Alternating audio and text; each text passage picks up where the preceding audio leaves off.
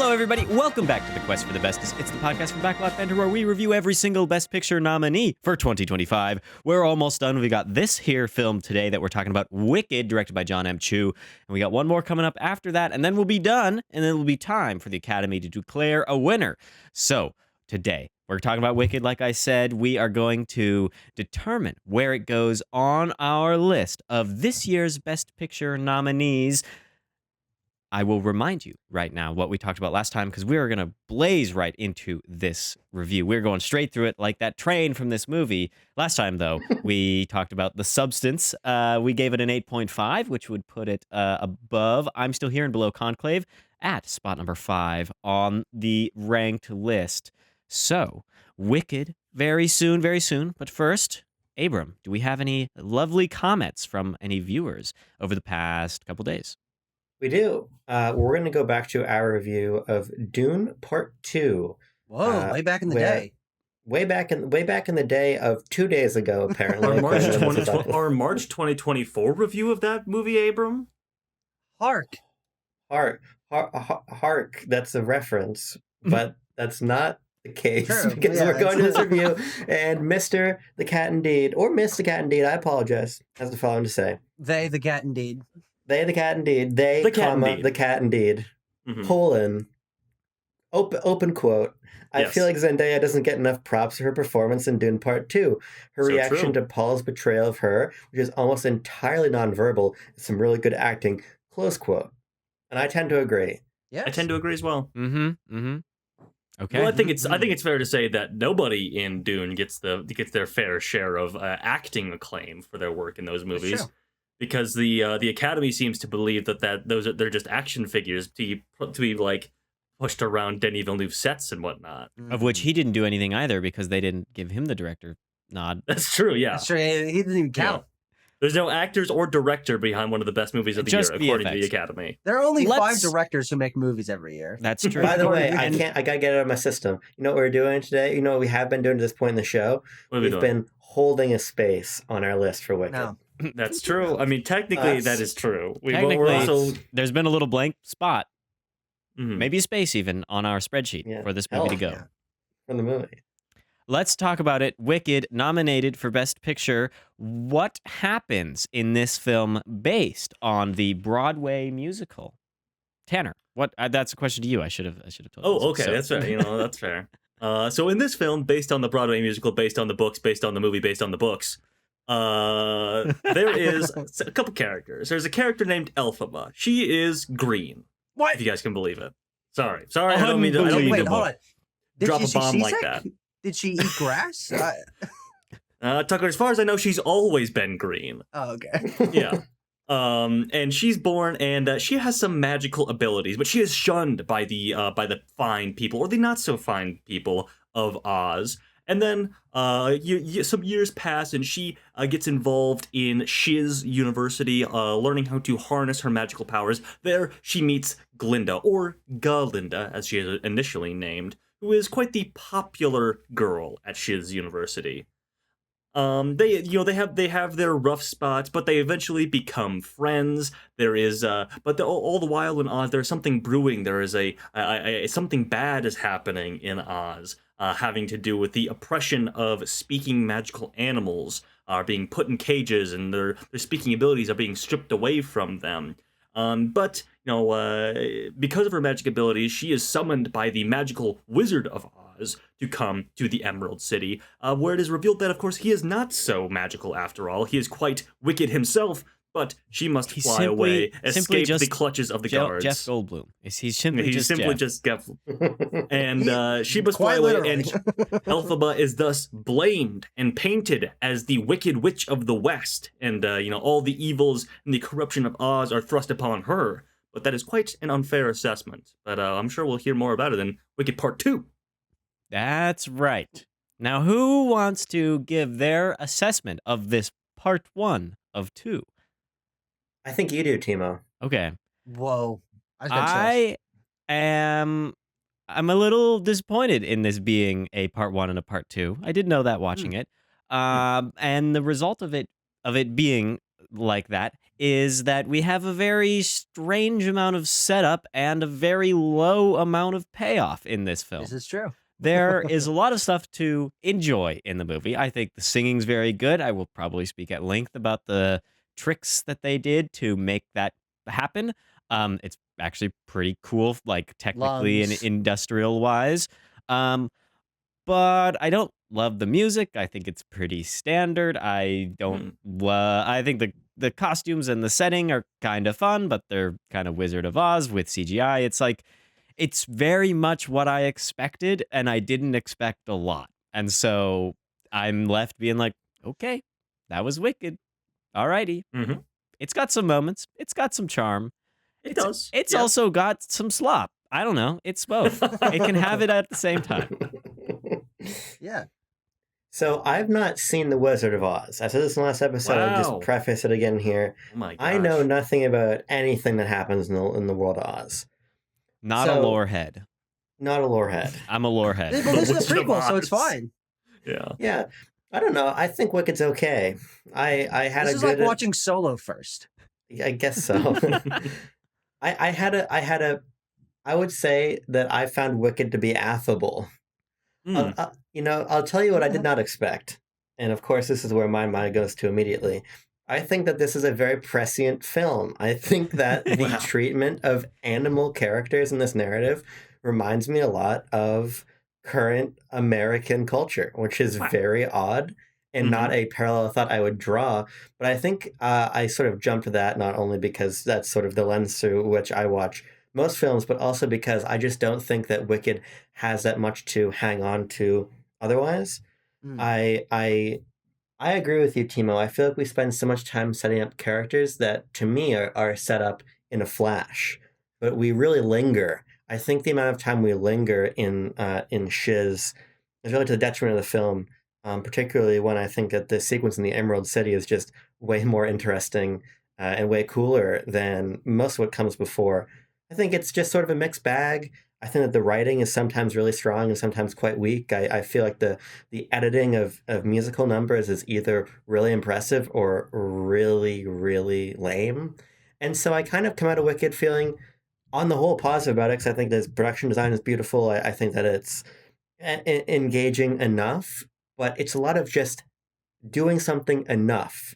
And I don't necessarily think that that's very high praise when this is supposed to be the all singing, all dancing, big crowd pleasing musical. I see that, but to me, it doesn't resonate.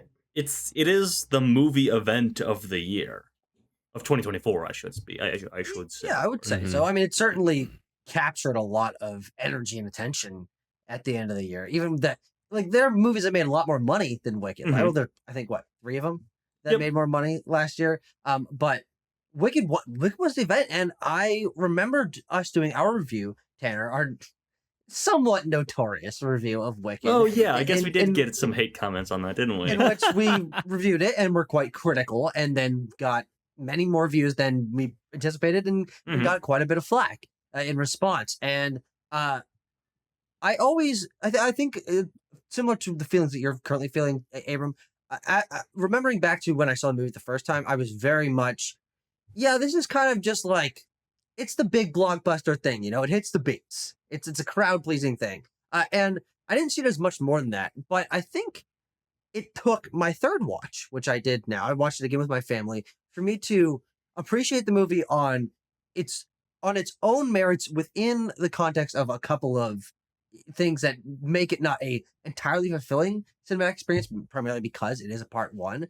And that means the pacing I think can feel a little bit off, and some of the ways in which it stretches things out or condenses things down are a little bit awkward. But I think that the performances across the board are really, really strong. And I like the sort of high school college drama that we get to watch. I mean, this is it's so petty, and there are cliques, and there are people insulting each other behind their backs, and especially in a fantasy world, I find that really compelling. And so I really, really enjoyed it on this last watch, which I did not expect. And I was humming along to all of the different songs, and I was laughing at the jokes and enjoying the charm of our performers. And I think that there's certainly some sequences that I'm like, I don't particularly feel that much. I think the movie it mostly hits for me now. And it took 3 watches for me to get to that point, but I really do see where the effort was focused, and that is on the dynamics and the lots of physical comedy, and of course the musical numbers, which I think are actually really good. I don't think there's one I don't like personally. So yeah, I'm actually a big fan of Wicked now on my 3rd time through. Wow. Oh, Tucker, just trying to avert the haters from attacking us on this Quest episode. I'm going to stand by my man. I'm going to stand by my thoughts. You? And say your that... man being you. My man being me. From 5 months ago. I will say what drew all the hate in that first Wicked review, that where we obviously had the boiling hot opinion that Wicked is okay. Yeah, I guess I remain perfectly whelmed by Wicked. It has its strengths, of course, as we've all sort of gone back and forth on things we think work versus don't work, and I agree largely. But I think we can all agree that they absolutely knocked out of the park with the casting of Cynthia Erivo and Ariana Grande, finding 2 people who have great chemistry, and for large part of the film focusing on the chemistry between these 2 leads. And they are 2 leads, let me be clear. And obviously the musicals, or the musical aspects of it, the songs themselves are, taken from the stage musical, which has become one of the most famous stage musicals of all time, and has these songs that have been iterated upon and become iconic in their own right. And hey, would you believe it if I think that some of them are pretty good? My musical bias is always going to be towards the bigger, snappier, faster numbers, as opposed to the more lamenting ballads or things like that. And I feel the same thing here, because frankly, I don't think that John Cho's direction can make those sequences, those slower sequences, the more emotional sequences, compelling to me, which is where the film needs to be compelling for me. I think it's a fun, snappy time when it's trying to be fun and snappy, but when we slow down a little bit, when we're hitting the brakes, I think it's where the movie starts to fall apart, and frankly, where I really feel the runtime of this. I'm not usually a runtime complainer, but Wicked just goes on for a long time for me. 2 hours and 40 minutes of Wicked Part 1. Yeah. Exactly. Yeah. It's pretty crazy. It's a lot. Yeah. So I do actually want to immediately respond and springboard us into the balance between our 2 leads and the way that their dynamic leads the film, the central dynamic of the film. And I agree with you, Tanner, in that this film, it doesn't know when to balance its own tones, especially between its characters, because the characters our primary characters of Elphaba and Glinda are so different that when sometimes there's a scene that is meant to feel one way, the characters can feel different ways about it, and then their acting can sometimes not necessarily match the mood that the writing is going for. Yeah, and so it can feel a little bit shaky. It comes down to the fact that Cynthia Erivo and Ariana Grande are 2 very different types of performers. Yeah, definitely. Yeah, but I think that, like you guys said, the chemistry between them is palpable, and they fit each of their roles very well. I think you really see them melt right into the character, even though you totally know who both of these real life people are. We've seen them in a bunch of other stuff, and so it's I think it's very impressive that they are able to melt right in. And singing role, I'll say it here and to say it again probably. They sing very beautifully, and we hear it very well. And that is certainly really impressive, just kind of knowing that this is a live song musical, like a lot of the new ones are. That's cool. It works really well. It works for the benefit of the medium, too. I mean, I think you go see Broadway musical because you know that the performers are belting on the stage.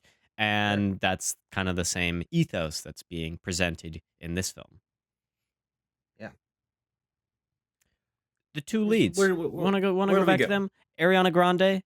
Yeah. What do you guys think about her? Her performance? She's Glinda, lovely in this movie. She is so good, and a lot of it comes from the precise role that Glinda is trying to play, that Glinda plays in the first part of this narrative, which is bubbly, poppy, bratty, blonde, popular girl. And you get Ariana Grande for that, and I'm not just saying that because that's who Ariana Grande is, but she knows how to play with that trope.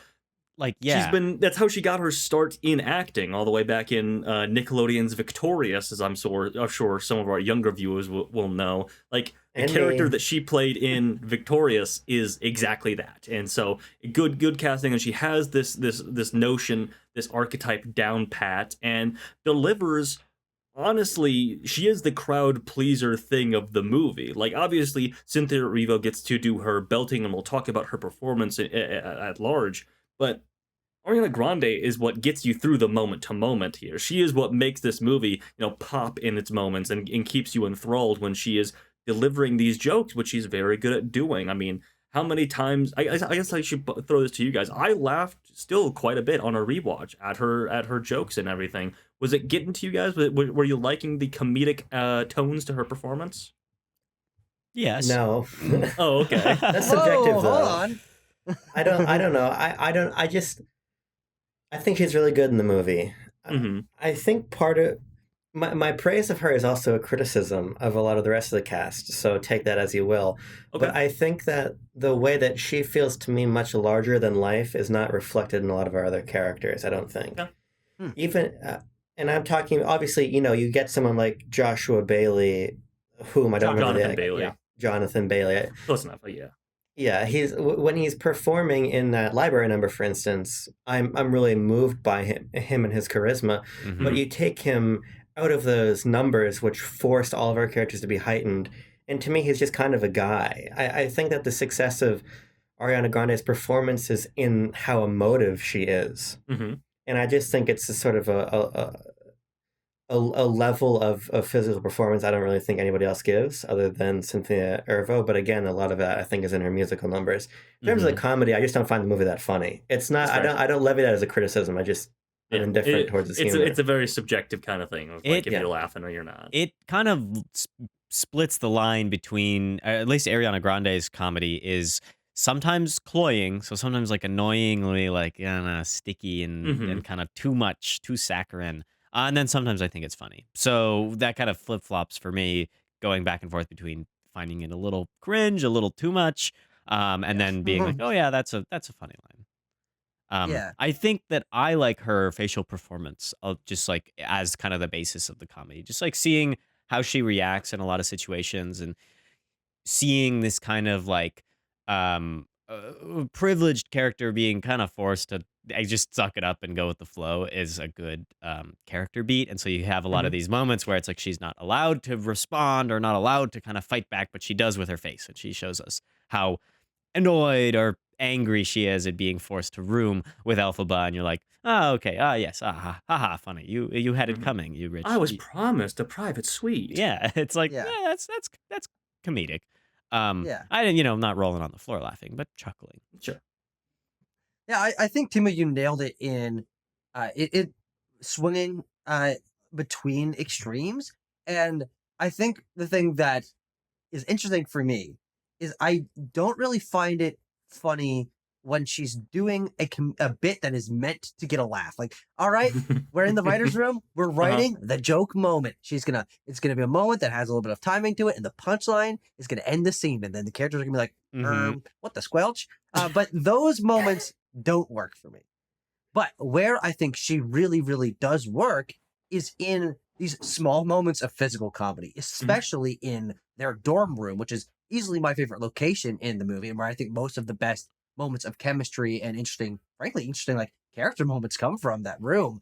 And she's always bouncing off the walls and doing different things and opening doors and opening cases. And there are just these little insert shots that I kept catching where she will do something and smirk afterward, or she'll like flick her wrist in an interesting way. And I'm like, she is delivering a comedic performance on like the small scale that I think is very, very difficult to do, especially because the character is usually so boisterous and in everyone's face and like taking up the scene.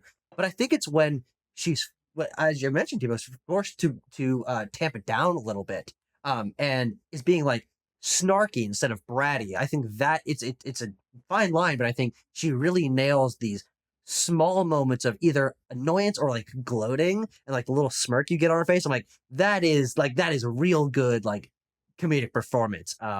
But I don't like a lot of the moments, or I find them annoying, a lot of the moments that are like the big moments where she's interacting with the side character and she like, the does writer's something room moments, I extravagant. think, is a good way to describe those.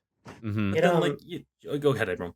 Well, it sort of introduces a larger encumbrance I think this film has, which is its obvious desire to be a massive 4-quadrant blockbuster. And I think tent pole picture right here. Yeah, and I think that sometimes it really does work. Again, particularly towards the end in the Emerald City, which I think is just really a lot better than a lot of the film before it. But I think that especially when we're at the university, I feel like it doesn't always know how to identify who we're speaking to in the audience.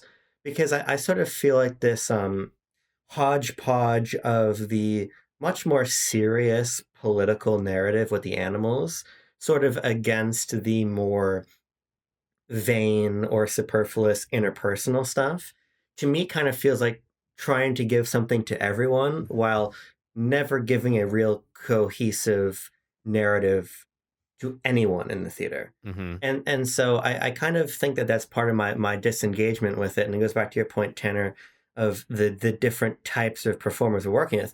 We're even working with some performers who can't sing or dance, like Jeff Goldblum. I want to talk about him in due time, but let's stick to our big ones here. And so I guess I'm just sort of lost in the margin. We're talking about sort of straddling a line in a lot of this so far, but I kind of feel like I'm falling in the crack. You're making me think about the political themes of this movie. Are we there yet, or should we hold off a moment? Let's talk Arrivo, and then let's talk politics. Okay. Let's talk Throp. Let's talk. Thank you. Actually, that's a good point.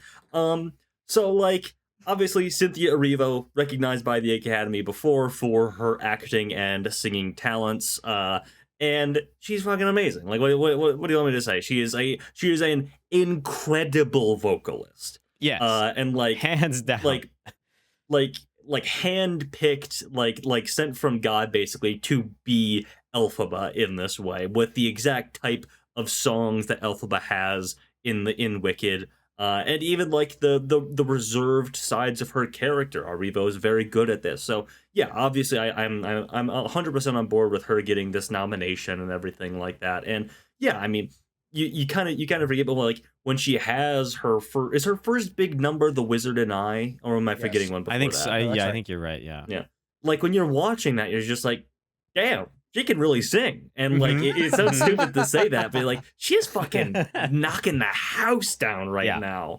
And then I want to talk about the pacing of the end, of course, but like Defying Gravity is one of the theater songs of all time, and it is a hefty task to take that up and make it as iconic as it originally was.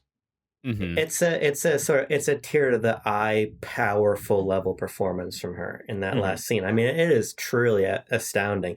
Obviously my familiarity with musicals is not particularly deep, but I sort of struggle to think of anybody who is on her level that I've seen, frankly. Yeah. I just think that she has such an incredible voice. There's no other word for it than that. Yeah. I really like how her character has all those small moments. Like, so Ariana Grande is kind of the small comedic moments, but Erivo is playing with small sadness and small tragedies, and this kind of like the trauma of her character comes out in so many different little ways. You know, we see the film is very bold, not bold, but kind of just like right up in your face of like, okay, the governor, get it away, and we get to, they reprise those lines a couple times in voiceover. And so we as audience members understand quite plainly what this experience is and kind of what it means to her. But I think we really get like another deeper level in Erivo's eyes, getting to see her like look at other people as they're, taunting her and belittling her in the same ways that we get it. We see that she's just over this shit. She just doesn't care anymore because it's been going on for so long, and she's got her prepared speech of, no, I'm not seasick. No, I didn't eat grass. Yeah. It's always going to stay like this. And that's like she's effectively the comedic straight man of these things, where she has to play against everyone else being like, oh my goodness. Like when they see her and then she's like, yeah, no, I'm a person. I'm normal. I'm just me. Me. And so that I think is where that's kind of my little like a rose in that performance is this like little small kind of interior bits that really hint at this like much greater character. Yeah. And for her, it's all facial because she gets a couple of moments where she's expressing her true feelings to someone else about the frustrations that she has or the trauma that she's endured. But she's also incredibly isolated as a character. And even within her own family, she feels a distance between her and her sister and the way that their father treats them differently in things. And that's like basically the only character she's ever had like a connection to. And so watching her go through the first 2/3 of this film before Glinda and Elphaba make good and become quite close friends, I think is a really fascinating challenge for an actress because she's forced to hide almost all of her emotion in this because she needs to be like steadfast and not take crap from anybody, but also you can see her not only holding back sadness and frustration when she's being treated unfairly, but also holding back smiles when she's like, no, I can't laugh at this. I need to be like the serious one that like is very mature in these scenes where everyone else is being kiddie and being goofy and being bratty and being very much a high school jabbering and stuff. I love the small facial expressions from her.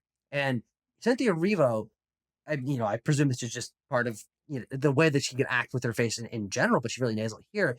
She has this very crooked smile that she does, where she will bring up half of her mouth, and then you can see it in her eyes that she's happy. Well, she's really pulling the like what the famous like promotional like playbill for Wicked on Broadway is like the Wicked Witch doing the smirk like that. So I think that's what she's invoking there. Yeah. Well, definitely, but it really adds a lot of personality to a character that is on a writing level very taut, very like specific. She's like focused a lot of the time and trying not to let other people know how she feels because she knows that if she expresses her true feelings, then she might get picked on even more, or people might take it the wrong way and blow it out of proportion. And she's holding it back, but you get so much personality of her eyes and her mouth that without saying a word, you really get a ton of interiority to this character that is so important for the emotional narrative of this film. Because I agree with a lot of the points we were talking about, like plot points feeling rushed,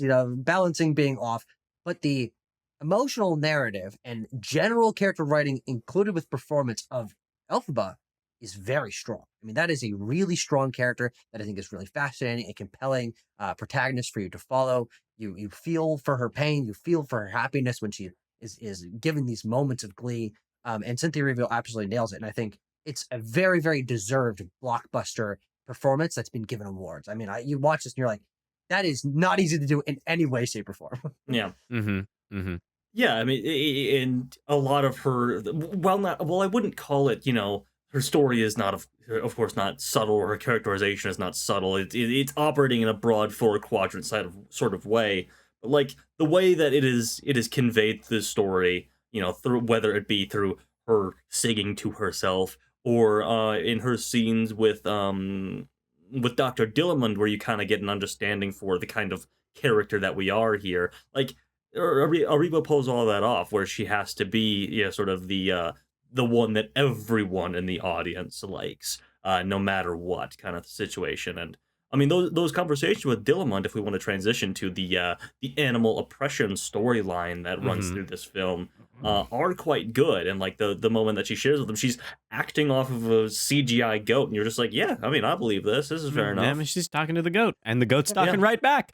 Well, that's right. I mean, the goat got belittled in front of his students and harassed, so it's a very sad moment, actually. Yeah, I think we like really understand the like Abrams said, so I wish I'd seen this musical, because I just don't. I'm like on Broadway or off Broadway too, if it came near here.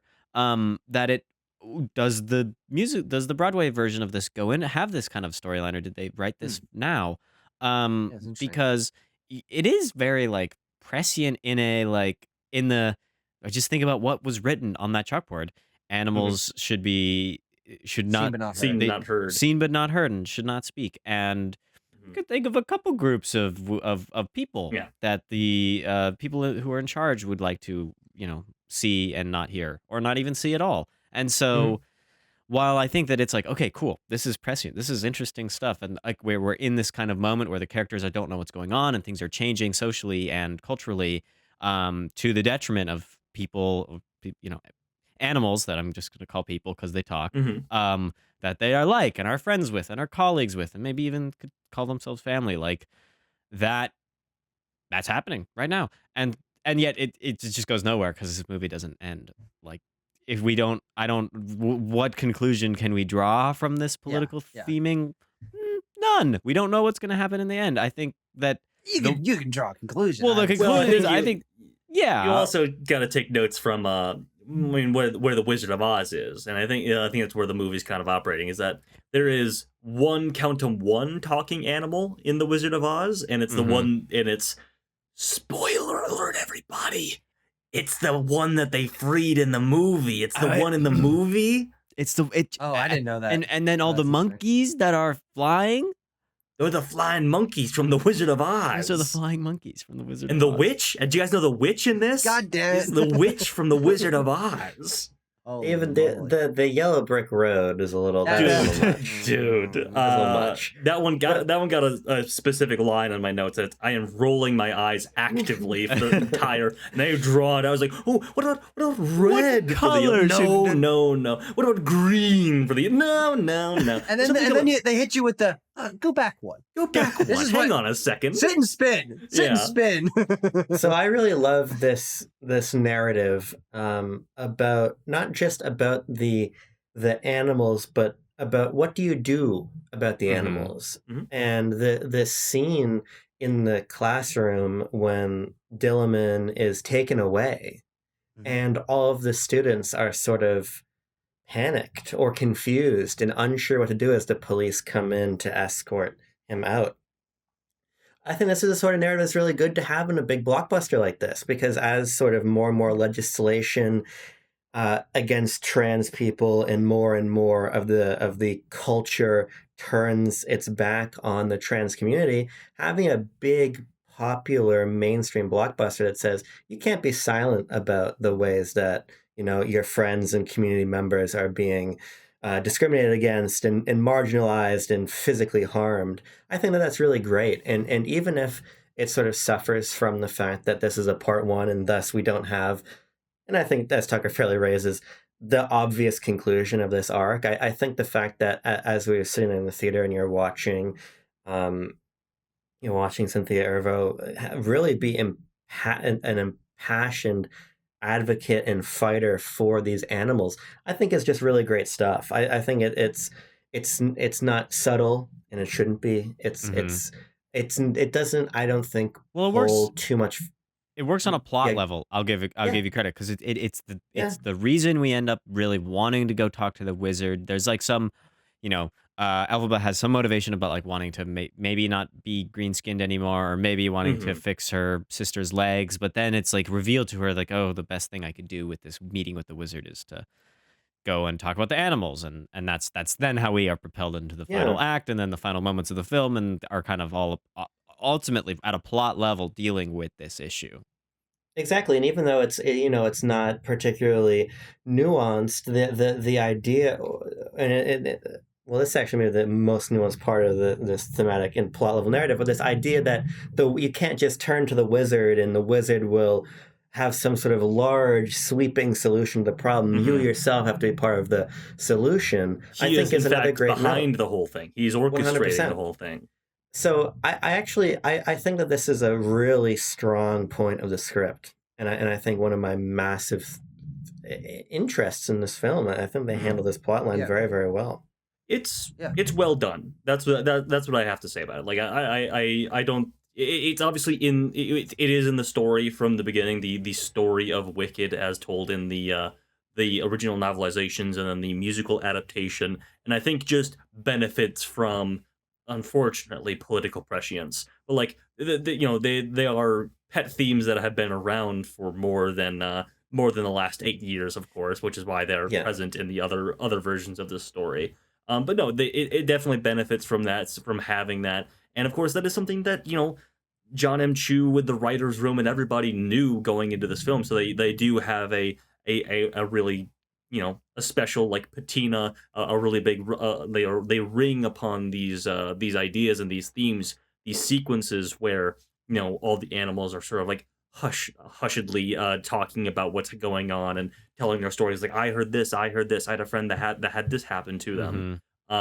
Like that's why those sequences work, is because those ideas, like it or not, are fresh in everyone's minds. And just the last thing I'd say on that, because I agree with completely Tanner, but like this is where I think the movie is thinking about audience quite well. You're gonna have kids who are like 7 sitting in the theater. You know, you can't have fucking Nickel Boys nuance in Wicked, right? Well, you gotta make the point that there are marginalized people in our culture who need help, and they need you to watch out for them. So I think that it's to me it's very smart. Where I might see sort of issues with tone largely, I think this is where they recognize we got everybody to talk to. More like woke it, everyone. Okay. I think you make a great point about their focus, though, Abram, because this is also one of the elements of the movie that they never undercut with a joke. There are never there are, of course, characters that are flippant and have high levels of like political status or in social status. But even in all the jokes and all the physical comedy in Wicked, when there are elements of the oppression of animals plotline, they stay away from ending it with what the squelch. They never undercut it. And so I really think that is important, and I also think ties into just the themes that tie into Elphaba's life very, very personally, of being ostracized for communities for being different. I love the moment that she has the first time in the classroom when Glinda is making fun of Dillamond for not being able to pronounce her name right, and Dillamond is like, "Okay, go accept. Don't have front teeth. I apologize. Nothing I can do about it." And Elphaba says, "Some of us are just different, and that's something that we need to learn to accept." Something along those lines. And I think that personal struggle that she's gone through, seeing that presumably for almost the first time, be reflected in the plight of others, and seeing her become inspired to become more outspoken, I think is a really powerful character transition, because she is, at the beginning of the movie, very internally contained, tries to interact with people as little as possible, keeps to herself. And it isn't until she forms this bond with Dillamond over the harassment that he got in the classroom, and then visiting the animals, hearing sort of about their struggles, that she then takes steps to, okay, go to Madame Morrible. Let's make this really happen. Let's try to get me to see the wizard. Stands up for herself a little bit more in sequences after that. And of course, by the very end, when she realizes that the wizard is not only not able to help her, but believes that that he and, I don't know, the greater populace of like politics in Oz are doing to the animals is for the betterment of Oz. And she's like, you're harming the people. You're trying to convince them of something that is not true. All of this, I think, is actually melded very well, because then you get the greater topic that is the true main theme of Wicked, which is, are people born with wickedness, or is it thrust upon them? They should put that line in the movie. They should put that line in the movie. Yeah. But I think these themes, I think, are actually really well integrated. And I think the reason why I find Wicked, why I even found it at all compelling the first time when I wasn't a huge fan of it, is because I think it's very interesting to watch a story where the protagonist, the outcome of the protagonist, it's not going to be good, and seeing the culture turn against them, I think is really fascinating in this movie, and where the ebbs and flows of like personal connection versus like propaganda. I think it's all really textually interesting. There's the beginning of the movie, which we really didn't talk about, which is like, boom, 2 minutes after the end of Wizard of Oz, the Wicked Witch is dead, and we're all happy, and all the Munchkins are singing, and Glinda is out delivering the good news. And we see that at the beginning of the movie, and then a lot later in the film, we hear Elphaba expressing the desire to have everybody in Oz celebrate because of her. And we know that this is an ironic thing to say. I mean, we know it's written, but we know that like they will be celebrating because of her. She will get her wish, but in a monkey's paw version of the of how it could happen, in the opposite way of how she would have in that moment in the film have wished it could happen. And then we kind of, I don't know, at the end of the movie she's got the inklings. She's like, well, they hate me, might as well be evil. Like there's a little bit of that kind of twinkling, and not quite as extreme, but I think Wicked Part 2 we'll definitely get to see some more of descent into, I'll get you, my pretty. Mm-hmm. Yes, maybe. well, Yeah, that is the I confess I don't have the greatest familiarity with the second part of Wicked, but that is like the interest, or also the thin ice that movie needs to walk on. Is like, well, the character is like cartoony evil by the time that we see her take actions in The Wizard of Oz. So how do we bridge that gap? And still sort of like her too. Yeah. My guess is they're gonna not do that. They're not gonna have her become cartoonish. I think it's gonna be an all propaganda thing. Like this is what convinced people to believe this way or whatever.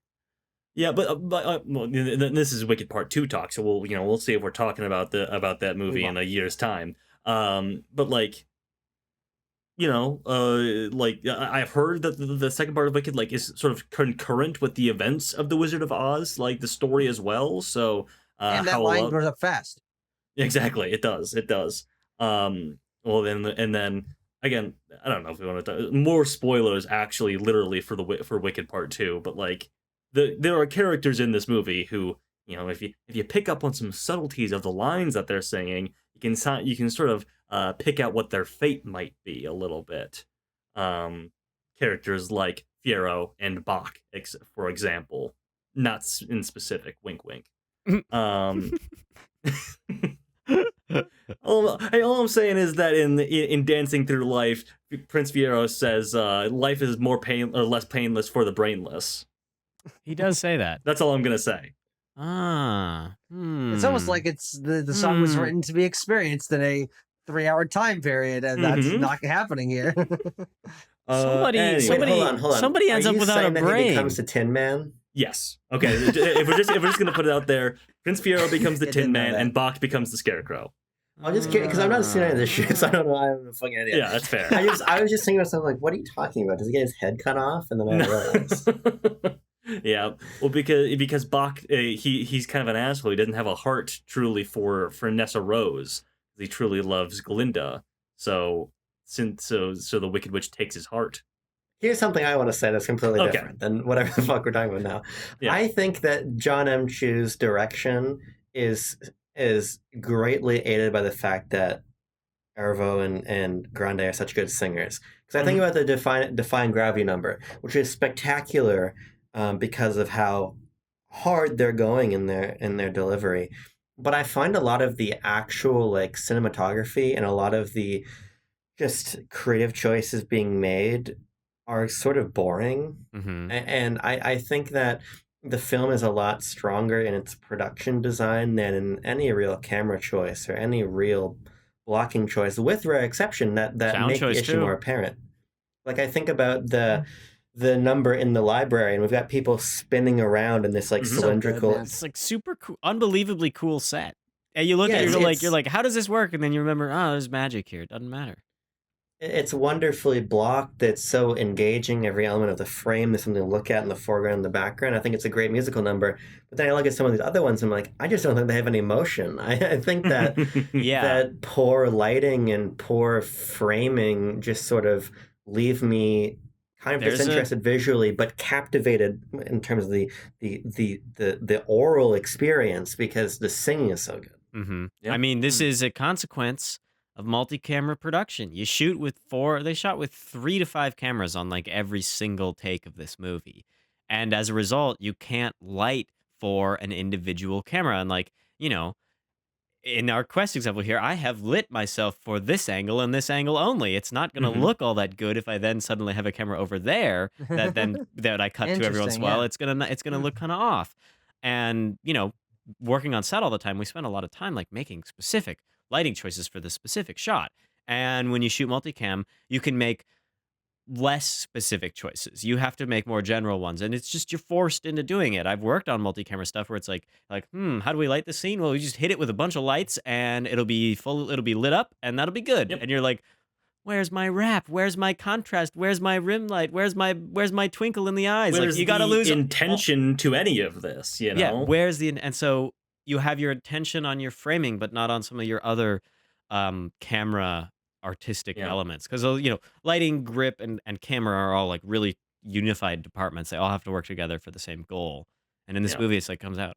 No.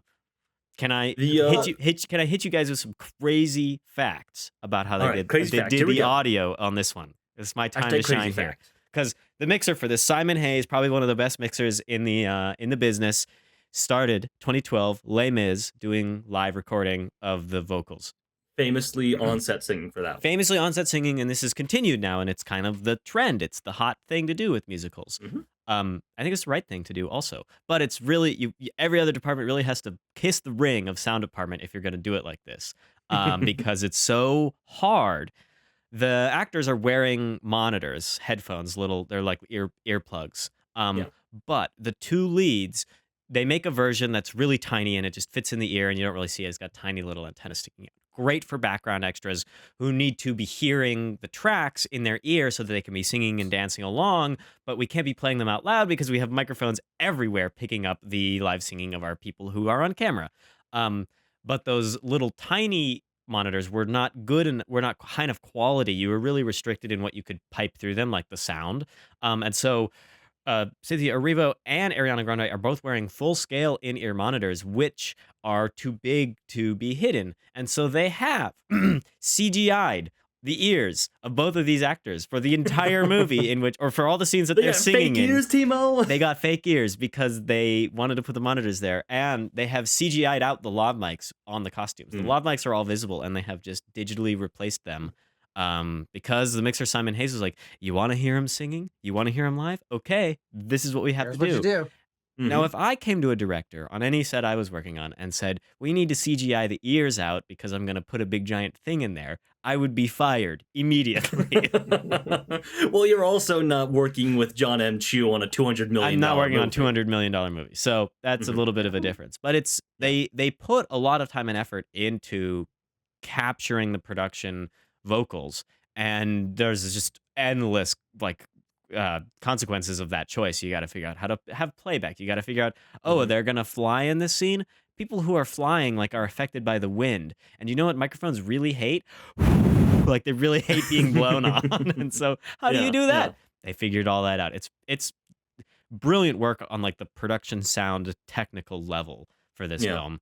Probably not surpassed by any other movie at this point. Probably Simon Hayes will come up with a crazy new method for the next one that he does, but I would say that right now this is top of the craft for production sound recording. That's why I have no bones about Timo, your good friend, friend of the show, the sound mixer for this one. But I do have bones about how the film looks. I mean, it's been joked about and memed and discussed at least somewhat seriously online a million times over. But I just want to reiterate for the record, for the Quest record, it doesn't look that good to me. It's the moment that stuck out to me in the theater. Color when I grade saw is kind of weird. Thank you, Timo. This is what I'm going to talk about. The moment that stuck out to me in the theater, and then again watching it at home, is this big moment. Cynthia Erivo's first big number of the movie, The Wizard and I. We are capping it off. She is running through a wheat field. The city, the Shiz University, the entire the Oz sort of landscape is behind her, and she is running up to a cliff face, and she's looking out on the grand expanse of nothingness in front of her. And everything is kind of the same shade of a white gray beige. I was like, looks like give Dune. me some color. It looks like Dune. Give me some contrast. Give me some pop here. Why is the sand basically the same color as the wheat field, basically the same color as the sky? And it's baffling. I don't know why they chose that. There's some narrative that we're going to learn about in part 2 of desertification, of drought, of climate change, I guess. But if we see it in 4 shots, it makes it look bad, and then it's in a throwaway line to explain why we need to genocide the animals. I don't know. Especially, it's not that important. You are making effectively the cinematic follow. I mean, this is what it's all based on as well. It's like half the reason, or not, maybe not half the reason, but a lot of the reason why this movie is such a big deal, because it is a cinematic follow-up to one of the totemic ultimate American films, The Wizard of Oz. One of like the 5, if you're gonna pick 5 canonized American movies, you would pick The Wizard of Oz out of one of them. Like the hook of Wizard of Oz being like, hey, here's black and white versus Technicolor.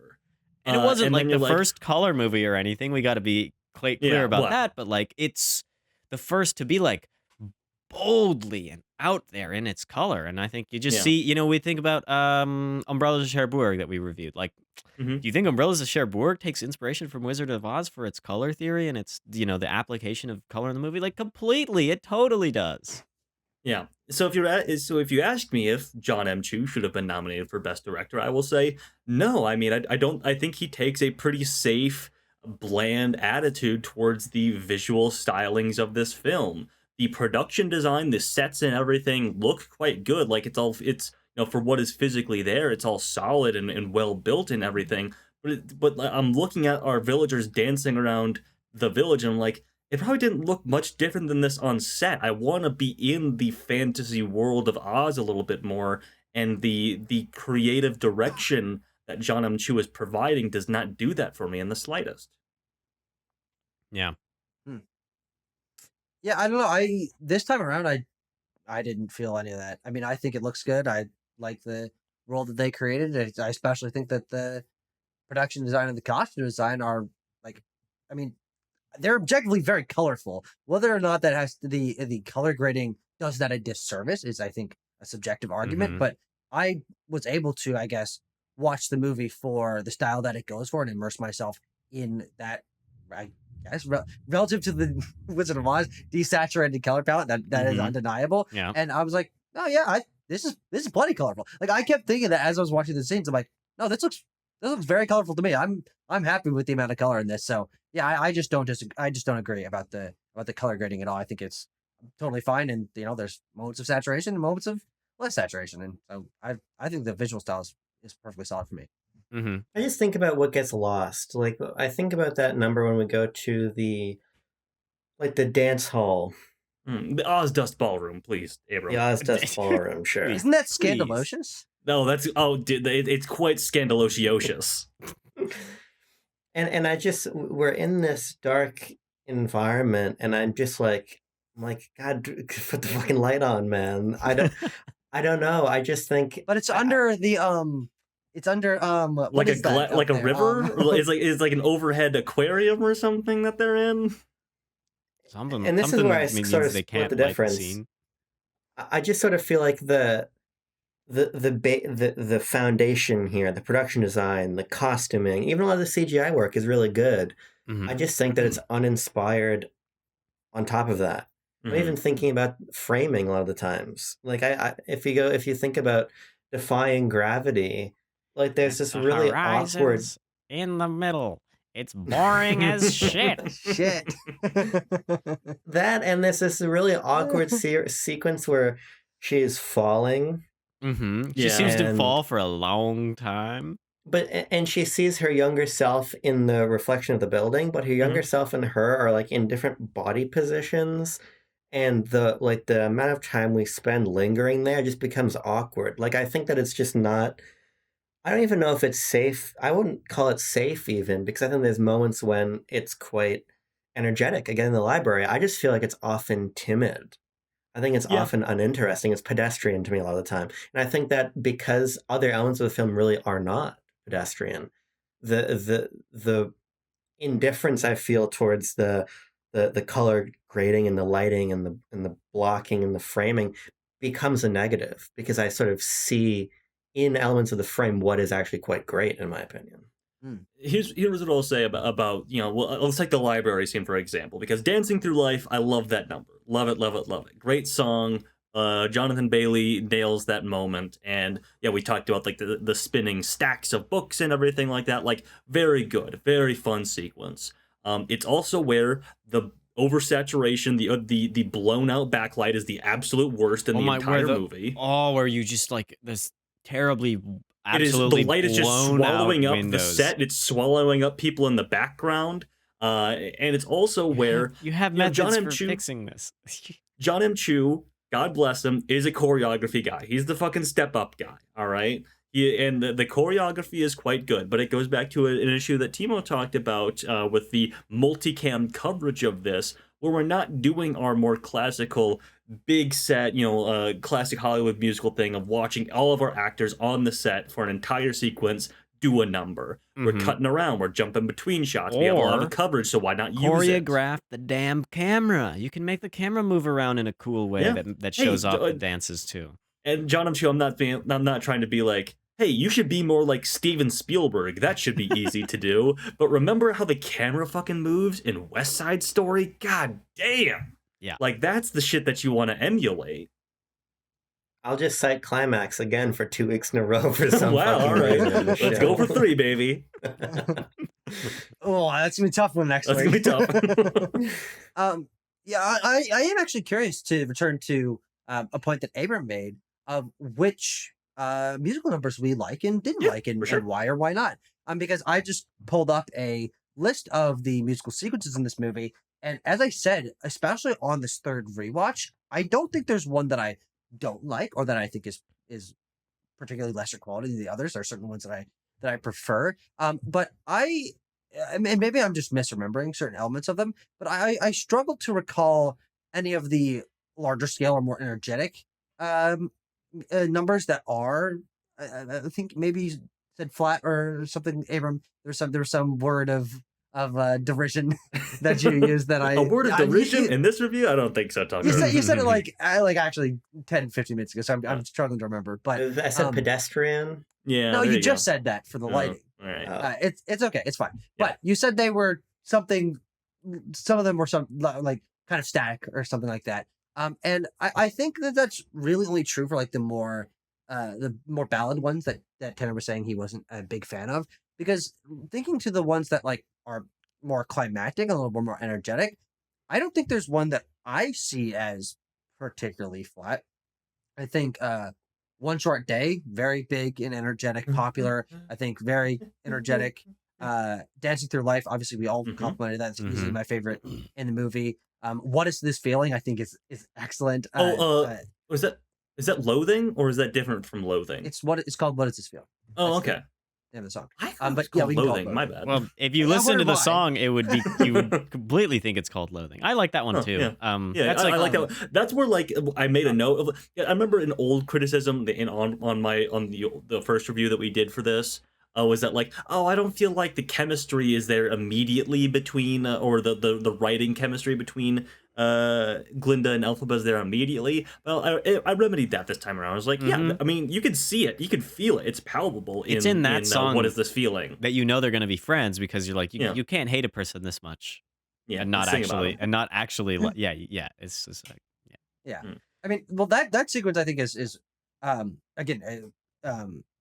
The library one is my favorite in the movie. Yeah. But I think What Is This Feeling / Loathing, which is the colloquial name for that song. I see. I think condenses down a lot of the elements I think really, really work in this movie. That's, I think, where a lot of the small moments of Ariana Grande's comedic performance come through. This is one shot from that really sticks out to me. It's a sequence where they're like jockeying to get the last desk in class or whatever, and the camera goes whoo, and like it zooms in, like it dodges an extra, and they're like tugging it back and forth, and I'm like, the two of them are like like on their face. I'm like, this sequence has so much energy. I think it plays really nicely into that hate dynamic at the beginning, and I just think that's a remarkable sequence among other remarkable sequences. Enemies to lovers type beat. Enemies to eventually enemies again. Yeah, it wraps all the way back. Hey, around.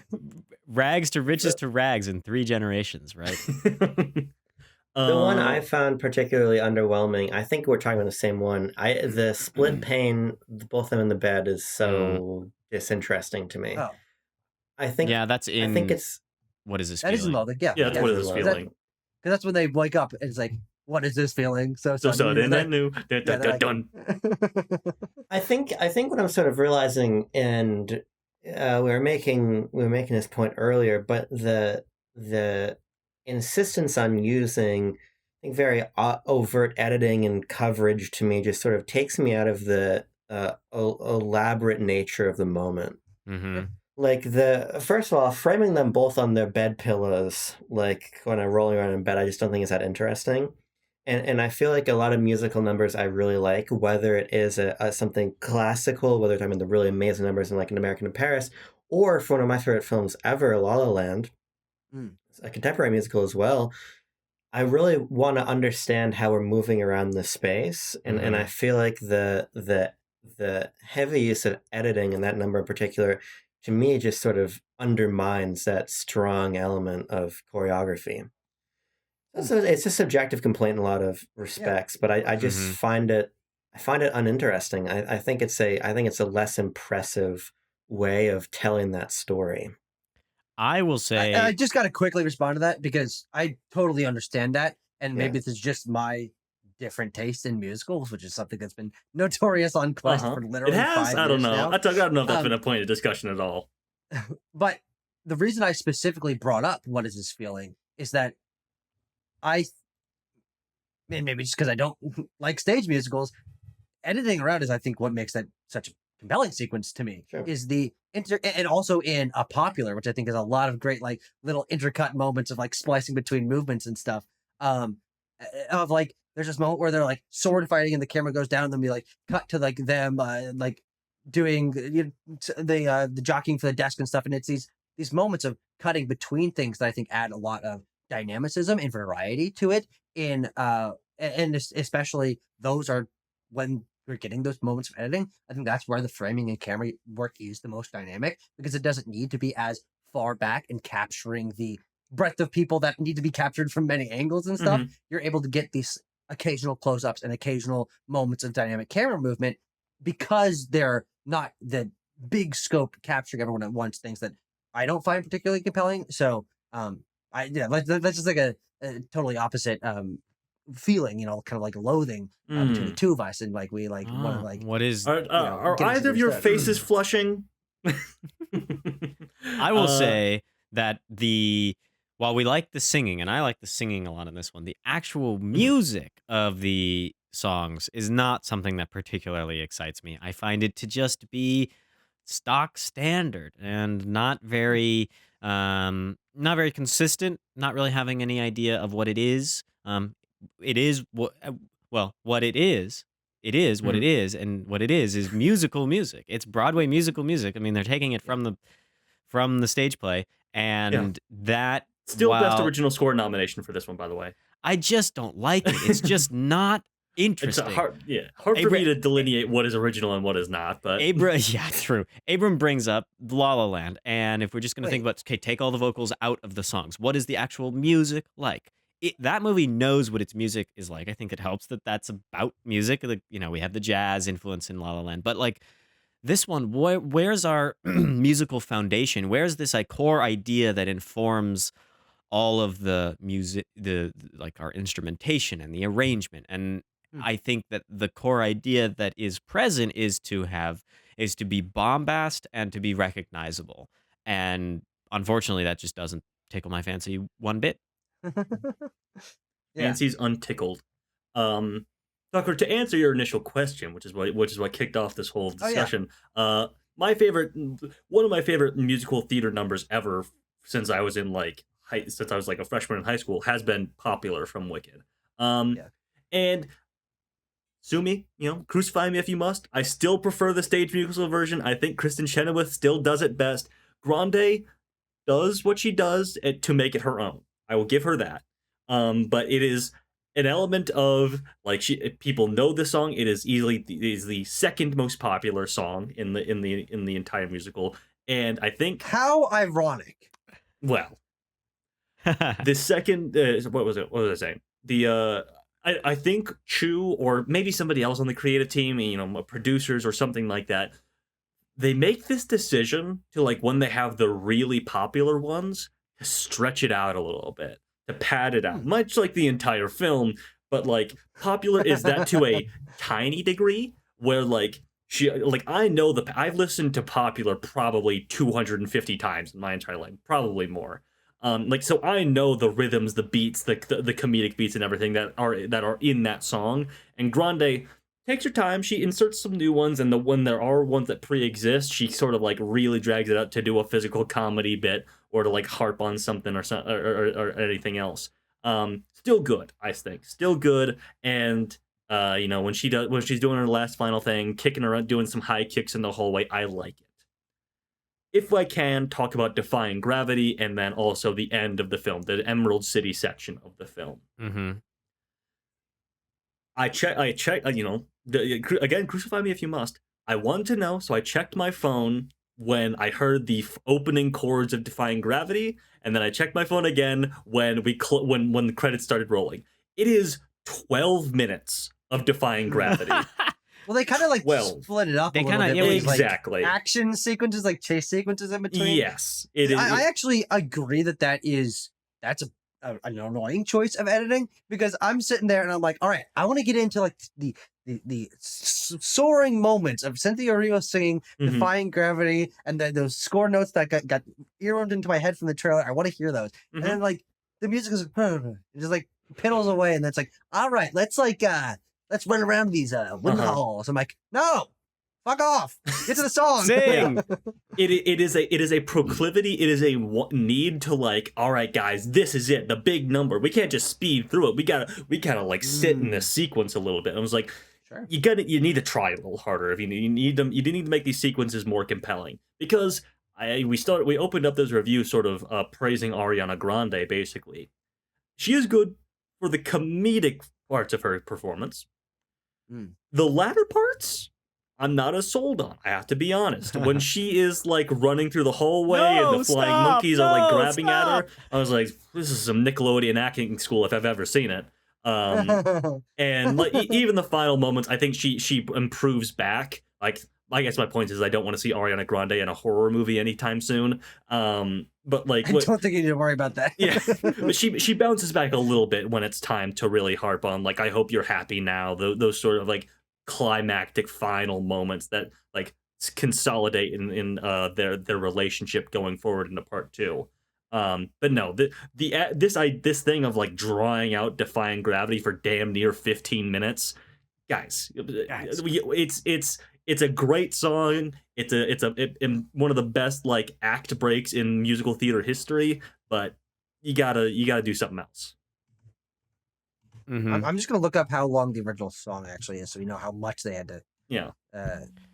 I just want to know how she gets the flying monkeys seconds. on her side. I mean, these monkeys are on her side in the movie, in The Wizard.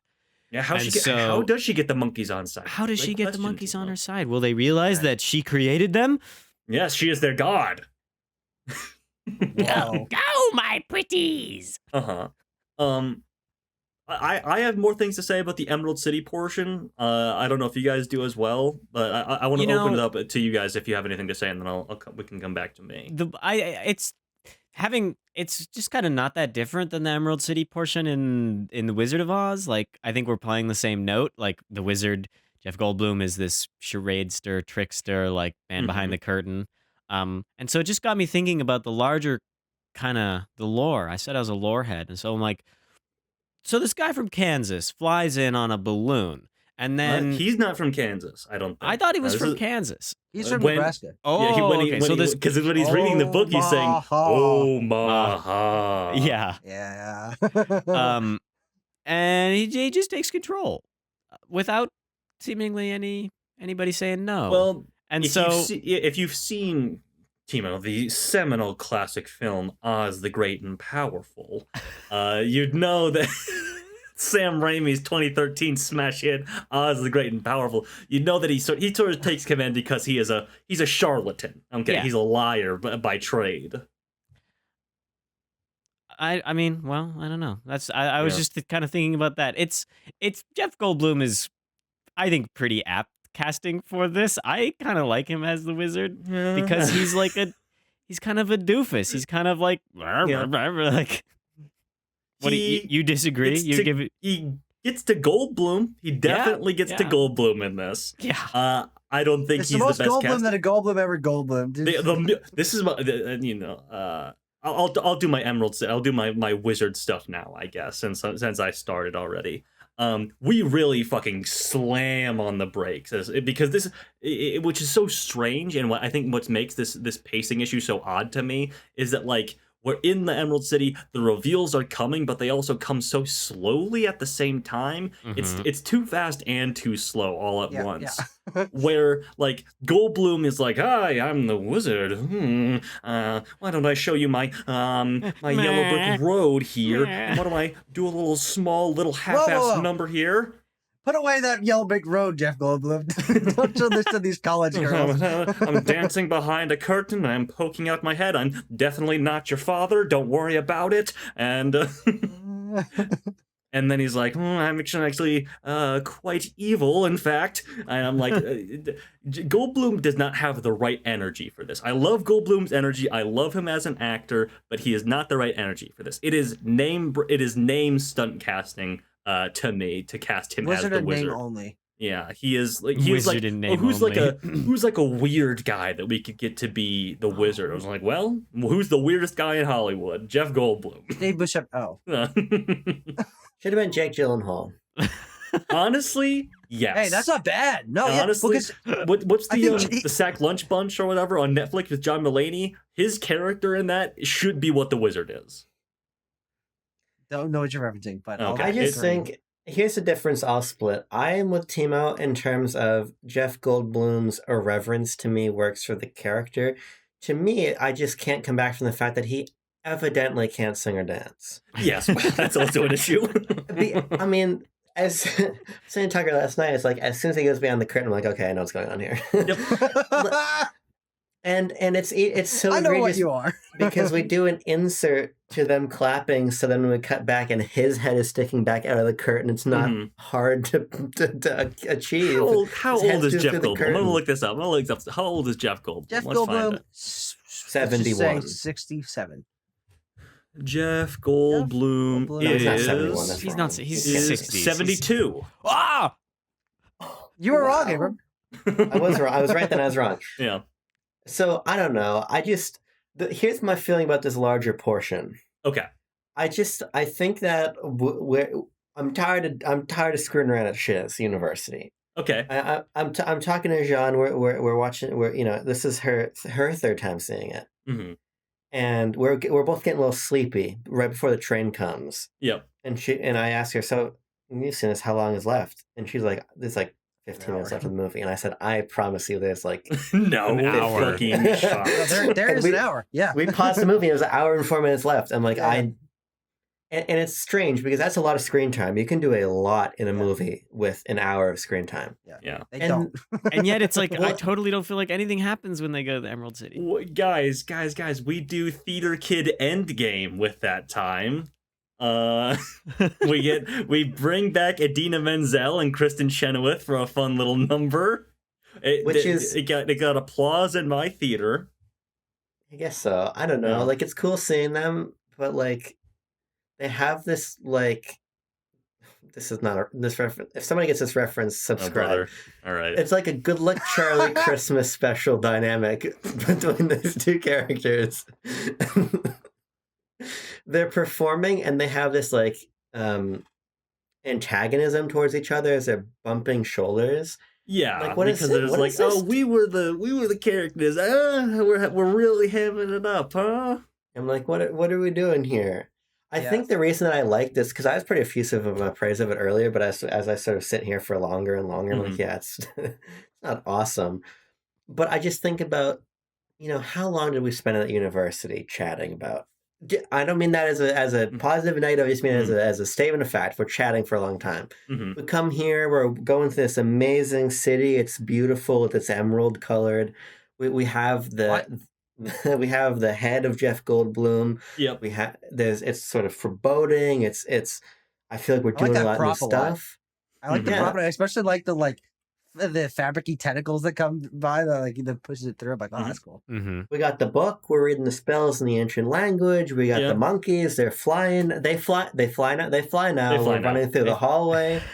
we have to me, I'm like, this is sort of what I was waiting for, but it's a too long at the starting block, too fast out of the gate type of thing.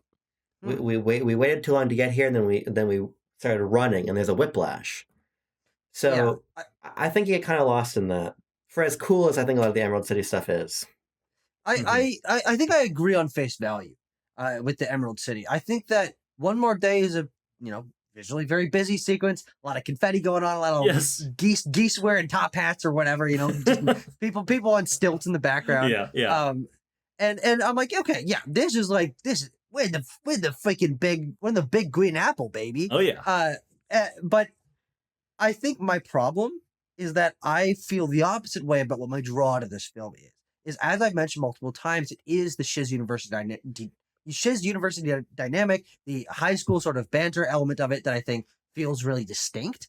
And especially because we lose the supporting cast entirely an hour before the movie ends. I'm like, this is a different movie. Well, Tucker, but we retain Michelle Yeoh, who, again, hey, crucify me for the third time. I don't think she's that good in the movie. I don't think she's very good at all. I don't think she doesn't even cross that. Not that good. It's below that. Okay, go. But, I softballed it because she's not good. No, but I think that is a pretty big problem in that a lot of the dynamics and stuff that we have set up in this first half. I think that's why it feels like there's not a lot of setup and payoff in this. It's because an hour before the end of the movie, we leave behind everything we have established for this entire movie, and the only thing we bring with us is the very newly established friendship dynamic between Glinda and Elphaba. That on this time around, I do think is actually a lot better handled than I gave it credit for in the first time reviewing it. Me too. I think that the Ozdust Ballroom moment of the two of them reconciling wordlessly is actually very, very well done. I think it works, and especially when they move into this debrief after the party where they're just gossiping. I'm like, okay, I understand where you're on the come down from the energy. They're very much just chatting with one another. They're super open because they're coming down from this high. And then you go into popular right away. And I'm like, oh, I like that. But that dynamic is too new to completely transplant it to an entirely unknown place. Because when they're linking arms, you can't do it to yourself. When they're linking arms, isn't that poetic? Whoa! When they're linking arms to the Emerald City, they're like, "Oh boy, I feel like we're gonna have so much fun together." I'm like, "You guys have been friends for 7 hours." I don't. I think this is where our issue came from in the initial review. Tucker is that we move way too fast through that. After that, and then they also, frankly, don't get a lot of character work in that last hour, which is usually where character work really ends up culminating, because we start from ground zero when we hit the Emerald City. They have done so little establishing of what the Emerald City is or the history of Oz up to this point that we gotta watch a little play. We gotta find out. We gotta get some good old 2 hours into the movie exposition. You gotta be able to do it's that guy to the curly mustache guy who pokes his head out and goes, "Oh yeah, welcome to the Wizard," or whatever. He's like, "Oh, it's that guy for the Wizard of Oz." Yeah, I mean, I believe you. I don't remember that, but I think that's really ultimately why it doesn't work for me. Not only because I really do like that Shiz University dynamic, but I think on a writing level, it feels like such a hard shift that I find it very hard to get my sea legs in the Oz section, because it both moves incredibly quickly. Of okay, one more day, okay, play, okay, we're at the Wizard, okay, it's defying gravity, boom, boom, boom, boom, boom. But also, whoa, hit the brakes. Jeff Goldblum's got to tell some jokes. Okay, go. So I just think it's really odd. And frankly, when I think of basically any element that I really like from this, other than I think that Defying Gravity and One More Day are pretty solid musical sequences, almost none of it comes from this last hour of the movie. And when the train pulled up, I'm like, I was the opposite, Abram. I'm like, damn, there's still so much more to do. And of course, that is also a testament to the fact that this is a part one, and the character dynamics and progression are being saved for that second part, which is neither here nor there. But I think it does mean that we're on the cusp of interesting things happening with a lot of these characters as we say goodbye to them, and we don't even really say goodbye to them. Like Nessa Rose and Bach and Fierro get half-hearted, half goodbyes on the train station. I'm like, No, like that's a supporting cast. Well, because those are the characters that fill out the dynamics. In the original text, it's we'll see them again in 20 minutes. Yeah. Yeah. Yeah, I don't know. I think that it feels like two different movies at a certain point, which is unfortunate. But again, it's meant to be watched in the back-to-back probably. So I reserve full judgment until I see how they then progress things into Wicked for Good. Did they shoot the second half already? They must have, right? Yeah. Yes, it's finished. Coming out soon? This November. 1 year to the day. Do you know After that Wicked. did they shoot it all together? Shoot the whole thing all Yes. at once? I think so. Yeah. That makes sense. Because I know that they built really large sets for Shiz University. They spent a lot of money in England is where they shot this one. Oh, bloody England, eh? Oh, bloody That's why the color Sheffield. doesn't work. Oh, True. England just looks like Oh, that. just- you could just If they Impossible. shot it in Mexico, it would have been yellow. That's true. That's They true. really Yeah. should have, in my opinion. They should have shot this in Mexico. Do I have anything else? Oh, I don't like Linda's TikTok friends. I don't like them. Bowen Yang and the other one. Oh, no, Jesus God. Christ. Oh, no, I hate Oh. them. I will also say, I like that we all just got a moment to do that. Yeah. I will also say, Bowen Yang has one funny moment. what's that? What's your favorite moment from him? Enroll here much? Well, that's good. Yes. I don't like them, and the movie feels almost embarrassed about their jokes because the movie doesn't linger on their No, the jokes. movie's They like, just kind of like Cut they just kinda, away. like, Let's they not like think about that. murmur to each other as they walk out the door. I was like, Yeah. am I supposed to be hearing these jokes? Are we paying attention to these jokes? Am I laughing at them? What's going on? Like clearly it's just I don't know the actress's name. I am sorry, but Bowen Yang and his friend are just kind of like clearly just improving on set. And John M. Chu's like, it's funny. Why don't we leave it in? Kind of. Why don't we leave it in? Kind of. Yeah. Yeah. Well, also none of the other characters find it funny. So you're No. like, I I don't hate know. them. Like all the other I really characters can't are stand them. annoyed at these two, basically. Yeah. Yeah. Yeah. Which I guess is intentional, but Favorite I joke? do think that. Go ahead. Yeah. Sorry. Go ahead. Well, this is another segment, basically. Oh, okay. Is Favorite supporting joke? cast, but The library thing when Glinda's bringing Fiyero into the library, she just says we have a collection of rare books and medium rare as well. Got me in the theater, got me here. Love that joke. Medium rare as well. Yeah. The supporting cast, Tucker, your thoughts? Michelle Yeoh, Ethan Slater, Jonathan Bailey, Marissa Bode. These are our main ones. Mm-hmm. Peter Dinklage Ensemble. as a voice. of what? Dillamond. Oh, really? Oh, I didn't know that. Oh, you didn't know Okay, that was yes. Peter Dinklage? It was a goat talking to him. No, that's maybe I'm just Game of Thrones pilled right now. But I heard it was like that's fucking Peter Dinklage. Well, like that's what Dr. Dylan sounds like. Oh yeah, sorry. Yeah. But yeah, I think the supporting cast is really interesting, and primarily I'm thinking of Fiyero, Nessa Rose, and Bach. Mhm. They're all to a certain degrees underutilized, I think, but I think they do the most with what screen time they're given. I think especially Jonathan Bailey feels like he's in this movie for 2 hours, but he's in this movie for 2 scenes. Like he barely gets any involvement in the story, but that man is simply electric on the screen when he shows up. And of course, you've got this like kind of meet cute moment in the forest where the is like, I believe a girl just spurned us for the first time. It's like, well, there's a first time for everything. But then him like bursting onto campus and doing Dancing Through Life. Dancing Through Life. I mean, like, that is a fucking character Yeah, introduction, it's man. Like, good. It's immediately, I'm like, I want to see what this guy's up to. I want to know his personality. And then I do actually like him softening and like having this extra side to him of like being more caring than that he puts on as he attaches a little bit more to Elphaba and comes to understand him or understand her a little bit better.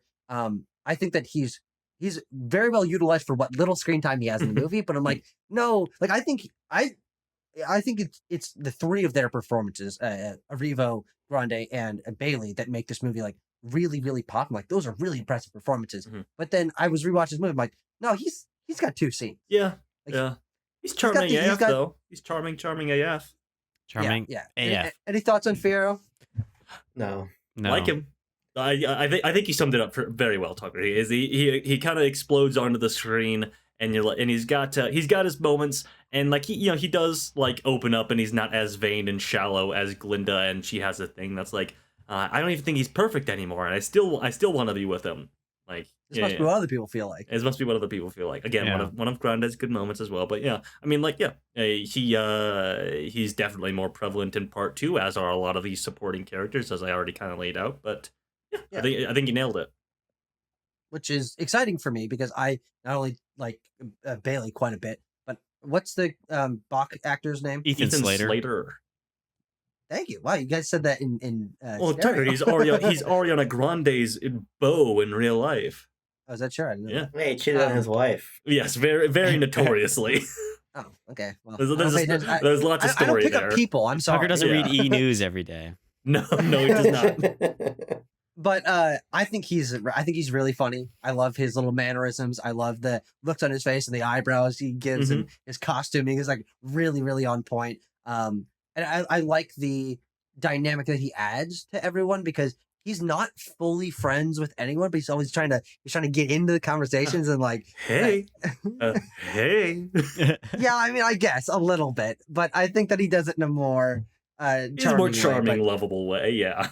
Yeah, but I do really quite like him. And again, the actress Vanessa Rose, I don't remember her name, but I think she's good for what little involvement she has. And I think that the sister dynamic and the history the two of them have together adds a lot more texture to Elphaba as a character, having someone to look after in the movie. And then also it's kind of like even though they're like sisters going to college together, it's kind of like watching a daughter leave her nest kind of thing that I think again gives texture to Elphaba. And I like the fact that that her sister's disability is also something that gives the two of them combined understanding and strength. And I like the moment where she says she doesn't need your help and that she is a strong enough person on her own.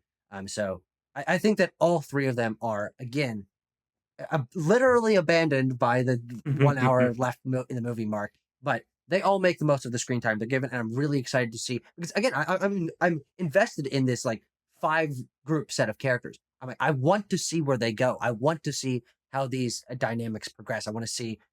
I mean, I guess you've spoiled it. In retrospect, I am actually genuinely sorry that I went down that road. I probably would have heard about it. In the next 7 months, but I really like that set of the supporting cast. I think they're all good. I think they all feel very different. The dynamics are interesting, and so I'm happy with the supporting cast in the feature film Wicked. Well, there you have it. Should we give this a score? Yeah, actually, I think we should. If you insist. Okay. What am I gonna give it? Wait, nominees. You guys nominees. Oh yeah. Oh my god. Thank you, Abram. Thank you. I leave it for Abram to remind us to do that. Nominated for Best Picture, obviously. Also nominated for Cynthia Erivo for Best Lead Actress, Ariana Grande for Best Supporting Actress. It got nominations. Oh, not for screenplay. Okay, I could have remembered that. But Best Editing got nominated for Best Production Design, Best Costume Design, Best Makeup and Hairstyling, Best Visual Effects, Best Sound, Best Score.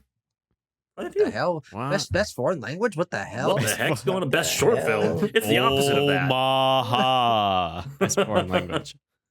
That's a great point. Excellent point. So is Abun Fakun,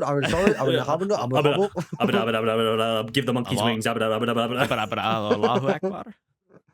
Oh, Timo, now that's just in poor taste, Timo. Naughty Timo. It sounds the same. No, he's just praising God. I know, because that's a fair point. God gave us this movie. Well, Jonathan M. Chu. Didn't give Jonathan M. Chu a nominee though. Nope. No, they did not. Much to should we? God can't do everything, Abram. Should we commiserate and cry over that as well? Yeah, I wasn't crying over that one, I have to say. Okay, all right. I wasn't crying over that one. Let's find out what this gets. Tanner, you got your number punched in? I got my number in. Okay, 3, 2, 1. Let's see it. And with Abram's score, not much changes. We are going to have a 7.0. It's a 6.95, but we round up in those situations. So 7.0, the point breakdown is I gave it a 6.1, then Tanner gave it a 6.5, Abram gave it a 6.8, and Tucker gave it an 8.4. So 7.0. That is going to lead us to go above Amelia Perez. Yes. Yep. And below everything else, which would be at spot number 8 on the list. Wowee. Mundo. And There you have it. gentlemen, we only have one movie left. It is, of Thus, course, there was one. staying in our musical lane. We are watching A Complete Unknown. Woo! James Mangold's film starring Timothy Chalamet as Bob Dylan going electric, baby. Bob Dylan going electric. This is awesome. This movie has a scene. We've all at seen the this Newport. before? No, I haven't seen it yet. Oh, you've not seen it. I Okay. have, yeah. But he knows the scene. I know there's a scene that I'm looking forward to. It has a scene that takes place I at heard there were scenes in this scene. Whoa. It's at the 66 or the 60. It's at the Newport Folk Festival, the big important one. There's a couple of those that recur in the film, a couple of these scenes. Well, I'm hoping to see my boy John Hurt in those scenes because he was there too at the same folk festivals, and that's I he's don't know who if he's who that's my gonna documentary is happen about. Oh, I They're see. going to be smoking Newports there, but they weren't. Yeah, what about the Fun Newport music. Smoke Festival? Oh, there's plenty of smoking I was going cooking on. that one too, Abram. I was Plenty of cooking that one smoking too. going on at that folk festival. Maybe not Whoa. Newports, but maybe some jazz Newports. cigarettes. Y'all seen that video where the guy goes to the Electric 7-Eleven and cigarettes. finds he finds the plastic bag full of Newports on the trash bin outside, and he gets Yes, really yes. excited.